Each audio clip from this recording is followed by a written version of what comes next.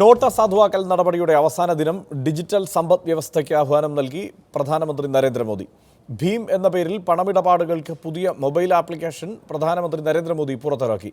അതേസമയം നിരാശാവാദികൾക്ക് തന്റെ കയ്യിൽ ഔഷധമില്ലെന്ന് പ്രധാനമന്ത്രി പറഞ്ഞു. അതിനിടെ അസാധുവായ നോട്ടുകൾ ബാങ്കുകളിൽ നിക്ഷേപിക്കുന്നതിനുള്ള കാലാവധി അവസാനിച്ചു.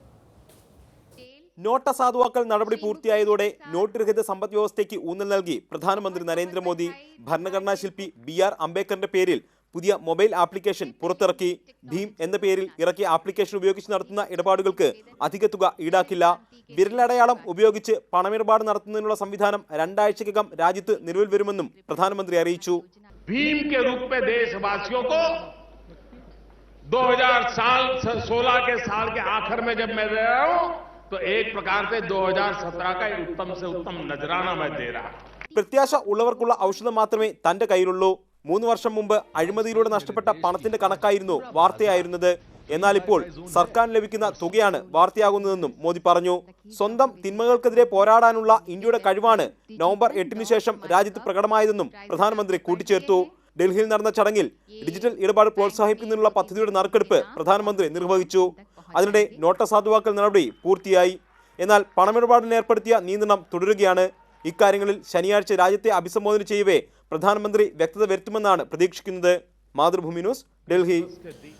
നോട്ട് അസാധുവാക്കലിന് ശുപാർശ ചെയ്ത RBI യോഗത്തിന്റെ മിനിറ്റ്സ് പുറത്തുവിടണമെന്ന് കോൺഗ്രസ്.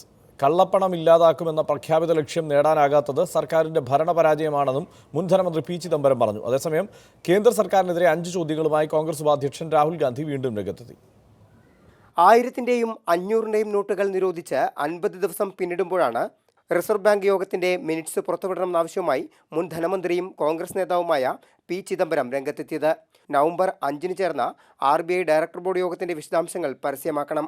അരമണിക്കൂർ നീണ്ടുനിന്ന യോഗത്തിൽ 14-അംഗ ഡയറക്ടർ ബോർഡിലെ 4 പേർ മാത്രമാണ് പങ്കെടുത്തത്.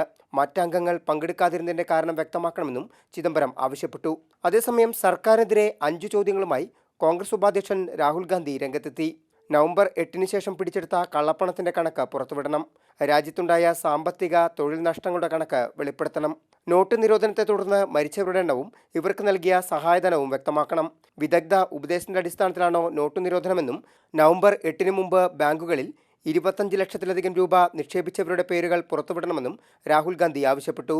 രാജ്യത്തിന്റെ സാമ്പത്തിക രംഗം പ്രധാനമന്ത്രി തകർത്തുവെന്ന് ബംഗാൾ മുഖ്യമന്ത്രി മമതാ ബാനർജി ആരോപിച്ചു. മാതൃഭൂമി ന്യൂസ്, ഡൽഹി.